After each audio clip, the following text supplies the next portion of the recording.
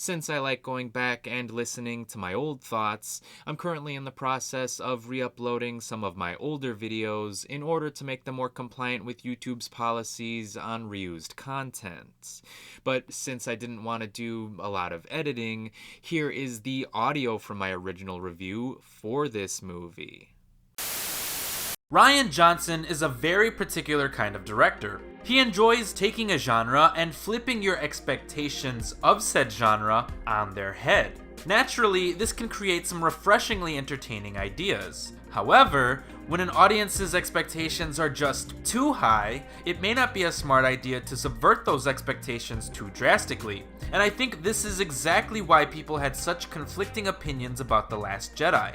Star Wars is a simple franchise meant to be for everyone, and Rian Johnson decided to make a more complex and contemplative movie that makes you question what you actually like about the series in the first place, which isn't necessarily a bad idea. Like I said, it just messes with too many people's expectations. But I'm not here to talk about Star Wars. I'm here to talk about the latest Rian Johnson film, Knives Out. And how does the director fare after going from the biggest franchise of all time to his own little movie project? Pretty fan-fucking-tastically.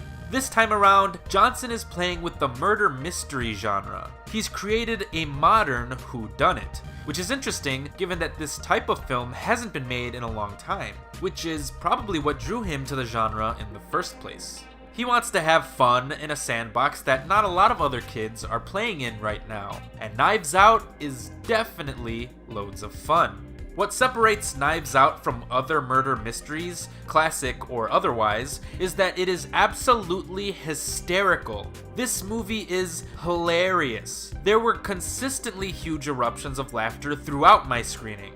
I did not expect a murder mystery to be so comical, and yet I'm so glad that it was, because Knives Out is one of the most entertaining movies of the year. But Johnson rides that line very carefully, making sure never to cross over into parody or spoof territory. He's not making fun of whodunits, he's embracing the genre, paying homage to old Agatha Christie stories while also playing with the typical conventions associated with them. Again, flipping your expectations on their head. So let's get into the story itself. Wealthy crime novelist Harlan Thrombey invites his extended dysfunctional family to his remote mansion on his 85th birthday. However, the day after his birthday party, Harlan is found dead with a gash in his throat. The police simply rule the case as a suicide, but when experienced detective Benoit Blanc is called in to investigate by an anonymous source, he expects foul play, and everyone in the family becomes a suspect in Mr. Thrombey's death. And when I say extended family, I truly do mean it. Knives Out features an incredibly large ensemble cast that is filled with so many recognizable stars. Just listen to this cast. Daniel Craig, Chris Evans, Jamie Lee Curtis, Michael Shannon, Don Johnson, Toni Collette, Lakeith Stanfield, Catherine Langford, Jaden Martell from the It movies, and Christopher Plummer. And what's even more impressive is how all of these characters do get a chance to shine. We get a good sense of who all of these people are, and what their individual relationships to Harlan were like, mostly thanks to the film's structure. The first act of this movie shows us extensive interviews held by Detective Blanc. Not only does this allow us to see the investigation, but it gives us a good sense of the distinct personality differences between each character. I mean, they're all a bunch of entitled and bratty kids, but they each have unique defining traits. And more importantly, they all potentially have a motive for wanting Harlan dead. Hence, the whodunit aspect of this tale. And I wish I didn't have to gloss over so many great actors, but there's not much to say when everyone in your film is this good. Disney recently announced that they're going to be campaigning to have the cast of Avengers Endgame nominated for supporting actor awards during Oscar season. But they should step aside. The entire cast in this movie all deserve to be nominated for an award. Jamie Lee Curtis is strong as Harlan's oldest and most successful child, making a name for herself without her father's legacy to help. Michael Shannon is fun as her younger sibling, who struggles to make a name for himself but is in charge of the licensing rights to his father's novels. Toni Collette is entertaining as an in-law who happens to leech off of Harlan's success. Jaden Martell is delightful as an annoyed little alt-right kid with a superiority complex, and likewise, Catherine Langford contrasts his character quite nicely as a liberal snowflake who's studying God knows what kind of art in university. And of course, there's Christopher Plummer playing the head of the household, a successful man who has some regrets over how he raised his children. Plummer himself is rather old now, but he was clearly having fun with the material, which makes his character's demise all the more intriguing. I mean, I loved everyone in this film, but I would be lying if I didn't say I probably enjoyed Chris Evans above everyone else.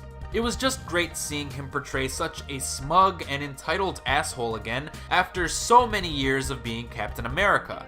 It was just like old times. But the standout performers here aren't even part of the Thrombey family. Yes, Daniel Craig is fantastic as this rather silly super sleuth, and he's honestly the funniest part of the movie. But I'm actually referring to Ana de Armas.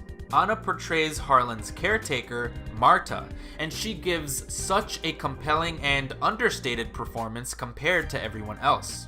Marta is just a sweet and genuinely good person, and she juxtaposes the rest of the Thrombey household quite fascinatingly. I just love what Johnson did with her character, even if she does have a silly gimmick for a personality trait. But that doesn't take away the fact that Ana provides the warming heart to this otherwise comical movie. And through Marta, Johnson is able to make his film be about more than just a simple murder mystery. I mean, it still very much is that, but Johnson uses this story to make fun of the wealthy, rich, and powerful. And he even gets a few political jabs in about immigration policy, social SJWs, and the alt-right movement. Now, the social commentary might be jarring, as it's included into random parts of the story, but I do admire Johnson's attempts at making the movie modern and self-aware. It's all for the sake of fun, and everyone will be able to find some enjoyment if they don't take the commentary too seriously and just relax. But I'm sure there will be a few people who will inevitably be triggered over this and pick a fight with Johnson on Twitter. But aside from this, Knives Out is actually quite a crowd pleaser. It is very clever, and it will keep its audience guessing until the very end, with a rather satisfying conclusion. And though I'm sure we'll never get a true sequel to this story being told, with the reception this movie is getting, I would not be shocked if we got to see some form of Detective Benoit Blanc's future endeavors. Look, I was surprised to find myself so thoroughly entertained with Knives Out.